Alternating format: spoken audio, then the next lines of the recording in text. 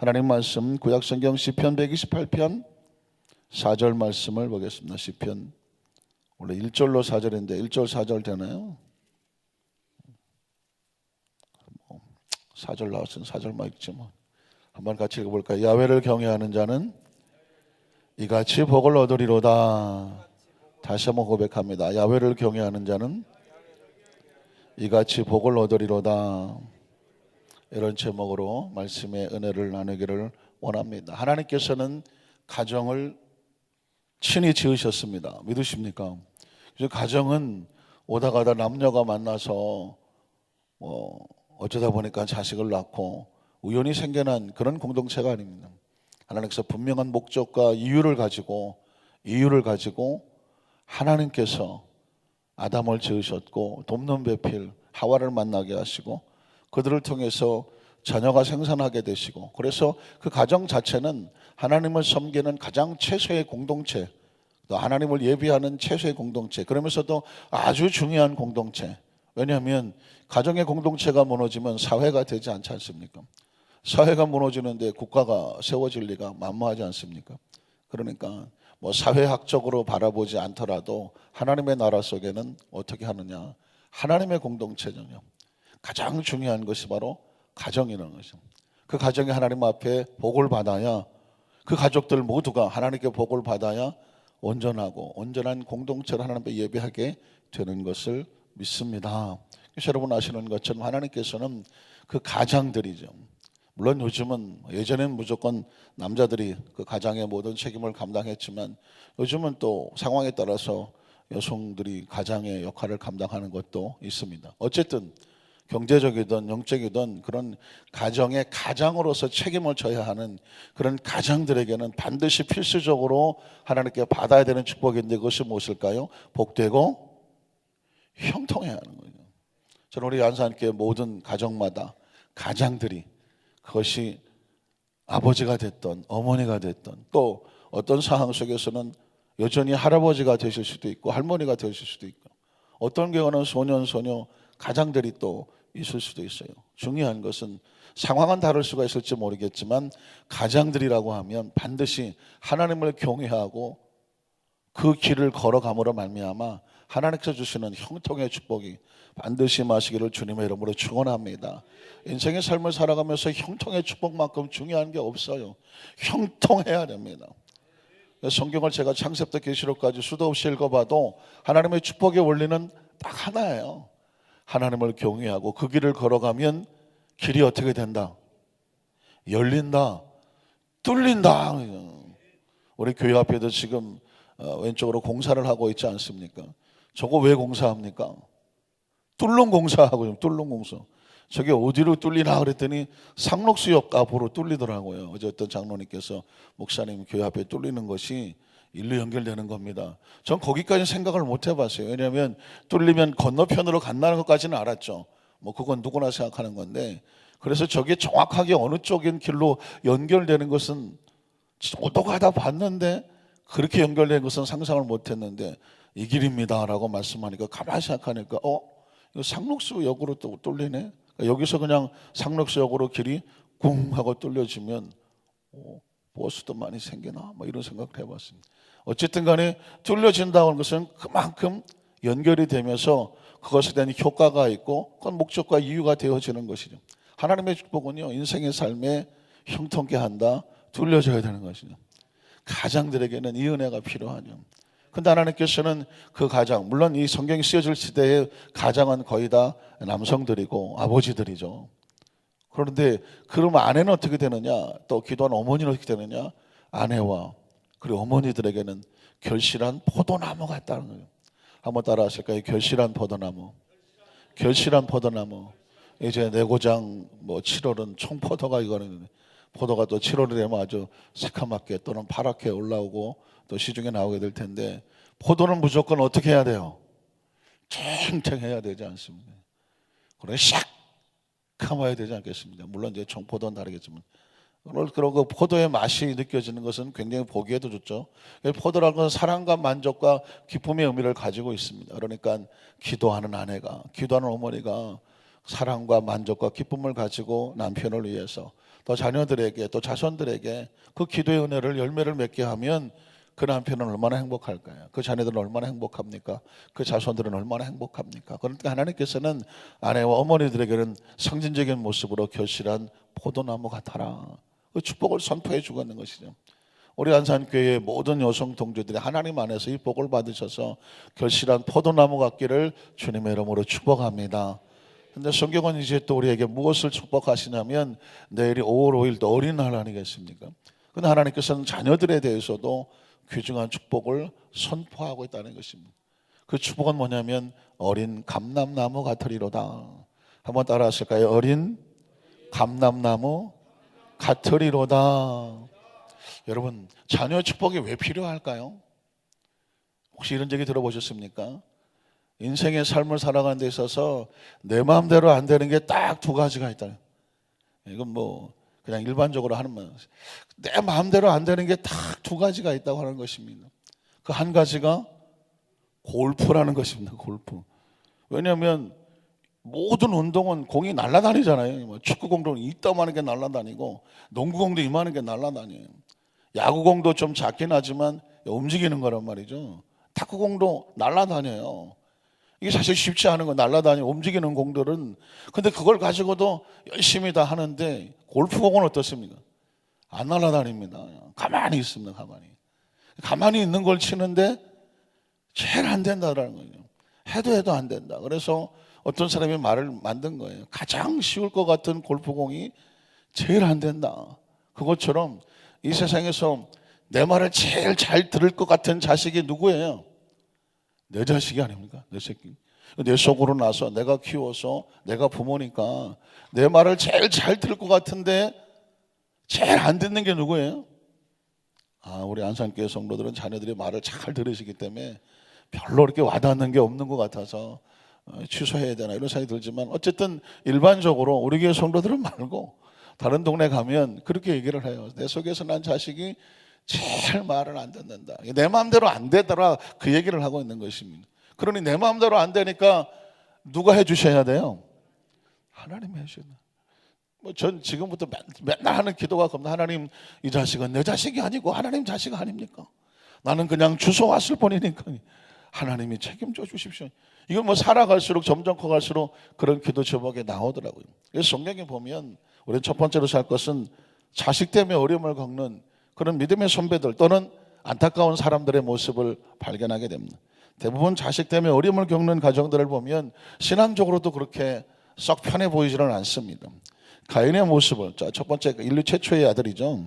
아담과 하와가 낳은 가인의 모습을 보면 창세기 4장 8절로 12절인데요. 가인이 그의 아우 아벨에게 말하고 그들이 들여 있을 때에 가인이 그의 아우 아벨을 쳐서 죽였습니다. 형제간에 피를 흘리는 처참한 일이 벌어지죠. 야훼께서 가인에게 이르시되 네 아우 아벨이 어디 있느냐. 그가 이르되 내가 알지 못하나이다. 내가 내 아우를 지키는 자니이까. 하나님에 대해서 고개를 빳빳하게 들고 그냥 눈가를 부라리면서 하나님 앞에 막 대드는 모습이 상상이 되십니까? 이르시되 내가 무엇을 하였느냐. 네 아우의 핏소리가 땅에서부터 내게 호소하느니라. 땅에 그 입을 벌려 내 손에서부터 네 아우의 피를 받았은즉 내가 땅에서 저주를 받으리니 내가 밭을 갈아도 땅이 다시는 그 효력을 내게 주지 아니할 것이요. 너는 땅에서 피하여 평생을 이리저리 떠도는 안정하지 못하는 뭐하는 자가 됩니까? 유리하는 자. 유리한다는 얘기는 여기저기 떠돌아다닌다고 하는 그런 모습을 말하고 있습니다. 저는 이 모습을 보면서 아담과 하와가 얼마나 가슴 아플까 하는 생각이 듭니다. 자식이 안정을 찾지 못하고 여기저기 떠돌아다니고 그가 아무리 수고해도 소득을 얻지 못하고 땅에 너로 인해서 저주를 받아서 너를 받아주지 않는다는 것입니다. 환경이 너를 도와주지 않는다는 것입니다. 그런데 이런 가인의 이 저주받은 모습이 어디서 왔나요? 아담이 하와가 에덴에서 쫓겨날 때 하나님께서 땅이 너로 인해서 저주를 받아서 네가 아무리 밭갈고 수고를 해도 그 환경이 너를 도와주지 않는다라는 얘기를 아담과 하와가 그 부모가 그 받았던 가슴 아픔이 있거든요. 그런데 그걸 지금 가인이 그대로 받고 있는 것을 보면서 가인이 그런 떠드는 모습을 보면서 세상 사람들은 다 손가락질을 하겠죠. 저 인류 최초의 살인자, 저런 놈은 마땅히 저렇게 해도 돼라고 말하지만 정작 그 가인의 부모 아담과 하와의 가슴은 어떨까요? 찢어지죠. 내가 잘못해서 내 자식이 저러나 이러면서 그런 가슴 아픈 모습을 가지고 있겠지 않겠습니까? 그 자식이 그런 고통과 아픔을 당하게 되면 부모는 평생 가슴에 그런 아픔이 떠날 수가 없는 것이죠. 성경에 보면 가인만큼 더 처참한 자식이 있는 것을 보게 됩니다. 사무엘상 2장 11절로 12절에 보면 사무엘 시대 전에 있었던 엘리라고 하는 어떻게 보면 가장 무기력하고 무능력해 보이는 한 제사장의 이름이 나오고 있는데요. 그 제사장의 자녀들의 모습이 우리가 볼 때 자식은 이러면 안 되겠구나, 아주 가슴 섬찟한 내용이 나오고 있습니다. 한나의 남편이 엘가나죠. 엘가나는 라마의 자기 집으로 돌아가고 그 아이는 누굴까요? 사무엘이죠. 사무엘은 제사장, 그 시대에 있었던 제사장, 나이 많고 있었던 그 엘리라고 하는 제사장 앞에서 야훼를 섬기게 되었습니다. 자, 엘리의 아들들은, 제사장 엘리의 아들들이죠. 성경은 이렇게 말하고 있습니다. 행실이 나빠서 야훼 하나님을 알지 못하더라고요. 여기서 성경에 안다라고 하는 단어는요, 아주 조심스럽지만 관계를 말하고 있습니다. 그가 하나님을 알지 못하더라는 얘기는 뭐냐면 하나님과의 관계가 없다는 것입니다. 끊어졌다는 것입니다. 그러니까 하나님으로부터의 공급도 없고 교통도 없고 교리도 없고 또 하나님을 향한 예배도 없고 하나님을 향한 헌신도 없어요. 그러니까 하나님을 모른다라고 말한 얘기는 뭐냐면 단절됐다는 것입니다. 뒤집어 말하면 하나님도 그들을 모른다는 것입니다. 자, 그러면 이 사람들에 대해서 17절에 보면 이렇게 말하고 있습니다. 이 소년들이죠. 홈니와 비느하스라고 말하는 엘리의 두 아들은 이 소년들의 죄가 야훼 앞에 얼마나 커요? 심히 크면 그들이 야훼의 제사를 뭐합니까? 멸시함이더라라고 말합니다. 그의 아버지 엘리가 제사장인데 한 손은 하나님의 손을 잡고 한 손은 백성들의 죄인의 손을 잡고 그 피를, 짐승의 피를 잡아서 그 백성의 죄를 짐승에 얹어서 하나님 앞에 나가 제사를 지내면서 하나님 이들의 죄를 사하여 주시옵소서. 그 중보자와 같은 제사장으로 선택을 받았던 이 엘리라고 하는 사람이 그의 모습이 처참하게 무능력합니다. 무기력합니다. 그 사명도 잘 감당하지 못하고 심지어 자기 자식들을 올바로 세워놓지를 못하고 있습니다. 그 제사장 아버지의 때 자랐던 그 두 자녀들이 하나님을 알지 못할 뿐더러 알지 못하니까 하나님 앞에 드리는 제사를 무시했다고 말하는, 예배를 무시했다고 하는 것입니다. 다시 말해서 하나님 앞에 제사를 무시했다는 것은 하나님을 무시했다는 것과 같습니다. 이렇게 자식이 하나님을 무시하고 그의 삶이 어떻게 되겠습니까? 25절로 26절에 보면 사람이 사람에게 범죄하면 하나님이 심판을 하신다. 자, 죄도 두 가지 종류의 죄가 있습니다. 사람이 사람에게 죄를 범하는 것이 있습니다. 그럼 누가 심판하십니까? 하나님이 심판하신다고 말했습니다. 그래서 사실 크리스찬들은 옛날부터 그렇지 않습니까? 우리가 어떤 사람에게 어떤 억울함을 당할 때 원수 갚는 것이 사람에게 있지 않냐고. 누구에게 있다? 하나님에게 있다. 그러니까 친히 복수하고 원수 갚으려 하지 말고 너는 하나님 앞에 올바로 서라. 너의 원수 갚는 것은 하나님이 하신다는 거예요. 오늘 성경에도 사람이 사람에게 범죄하면 하나님이 심판을 하시려니와 그 다음 절을 보면 만일 사람이 하나님께 범죄를 하면, 마치 홈니와 비느하스 엘리의 두 자녀가 하나님을 알지 못할 뿐 아니라 하나님 앞에 제사를 무시했다, 예배를 무시했다, 하나님을 무시했다, 하나님 앞에 범죄했다는 것입니다. 그러면 어떻게 될까요? 누가 그를 위해서 대신 간구해 줄 사람이 있겠느냐 하는 것입니다. 그래서 그 다음 절에 보면 그들이 자기 아버지의 말을 듣지 아니하였으니 이는 야훼께서 그들을 죽이기로 뜻하셨음이더라 라고 말하고 있습니다.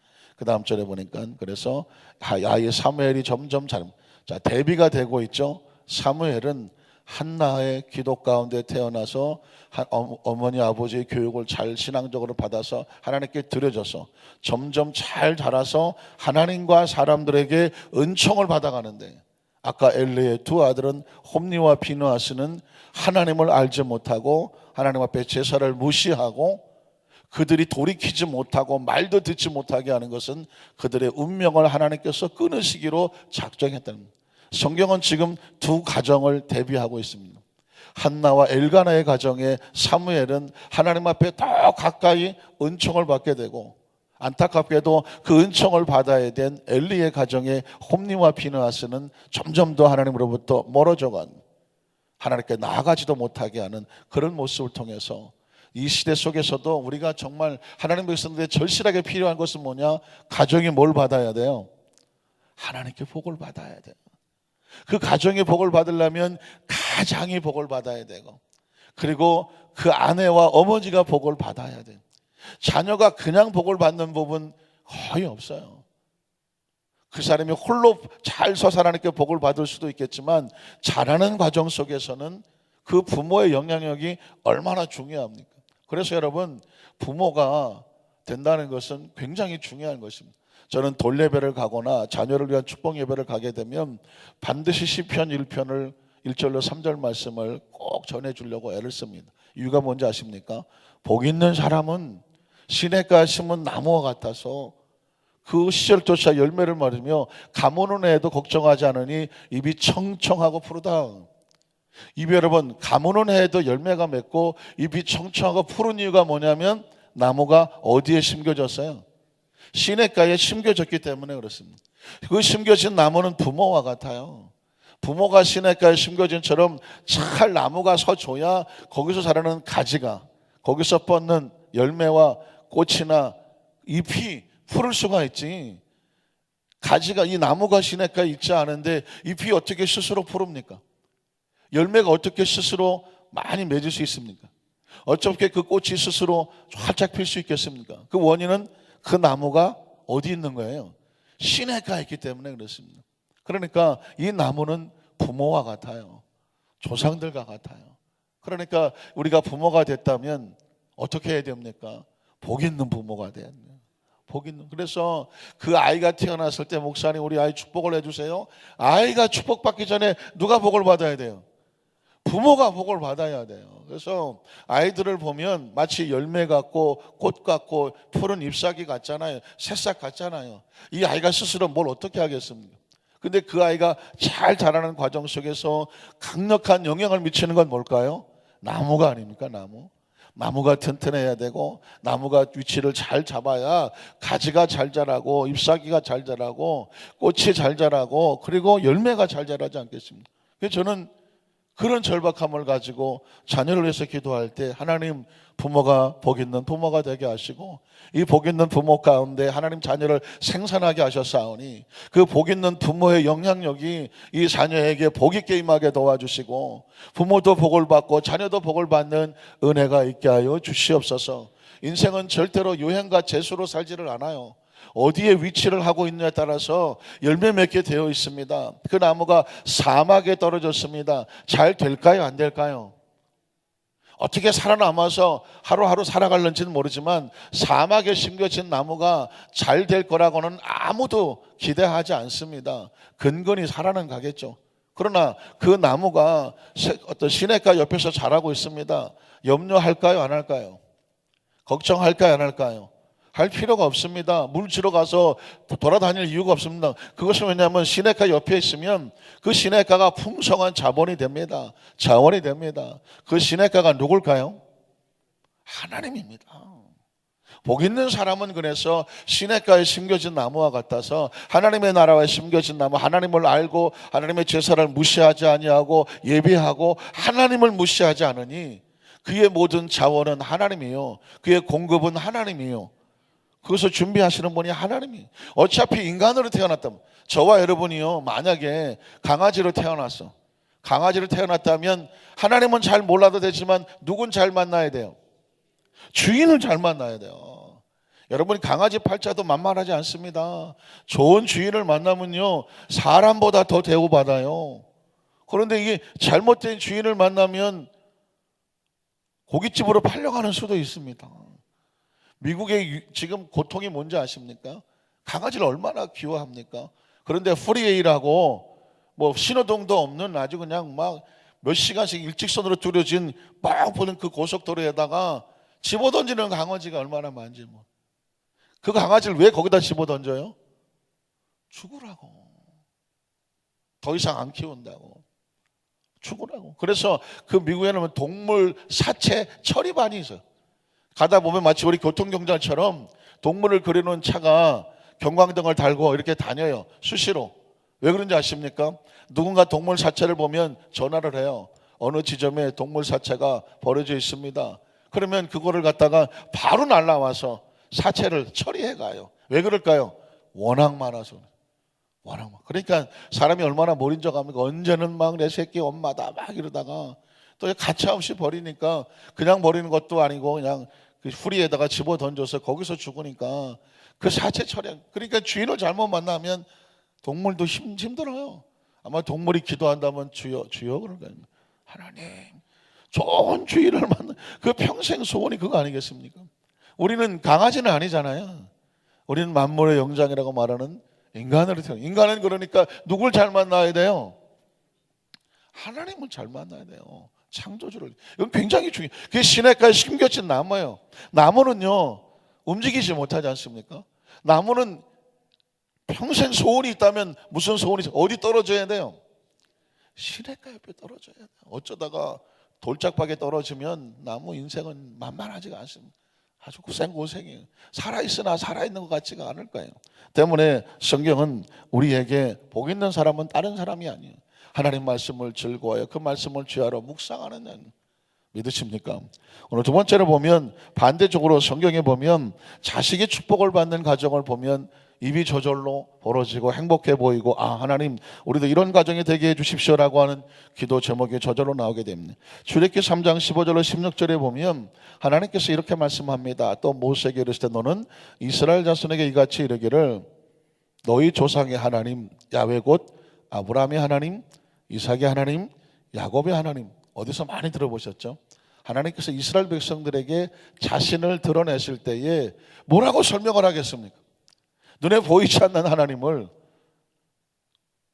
눈에 안 보이는 건 믿지도 않는 사람들에게 어떻게 설명을 해요?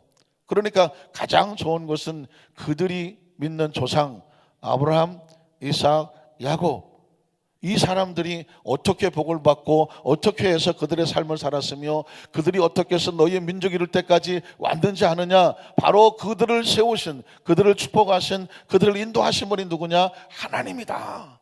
그래서 아브라함의 하나님, 이삭의 하나님, 야곱의 하나님 그러면 이스라엘 백성들 머릿속에 하나님이 어떤 분이구나 라는 머릿속에 개념이 생기죠.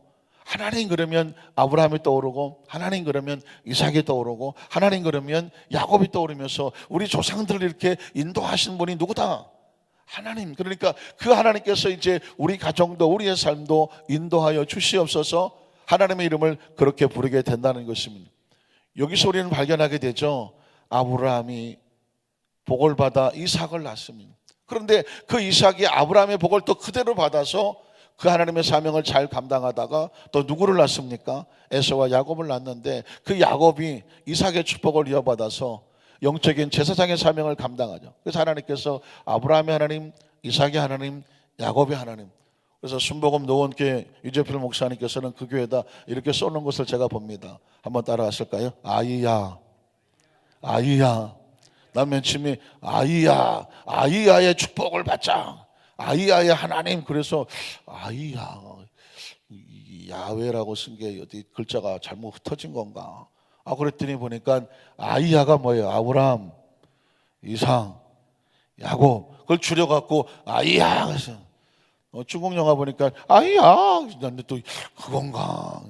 처음에는 잘 이해가 안 갔어요. 그랬더니 그게 바로 하나님께서 우리 성도들의 가정은 아이야의 하나님의 축복을 받게 해주십시오라고 하는 슬로건이었어요. 우리가 써붙지는 않았지만 한 번쯤은 할 필요가 있죠. 한번 따라 하실까요? 아이야의 하나님. 아이 하나님 누구예요?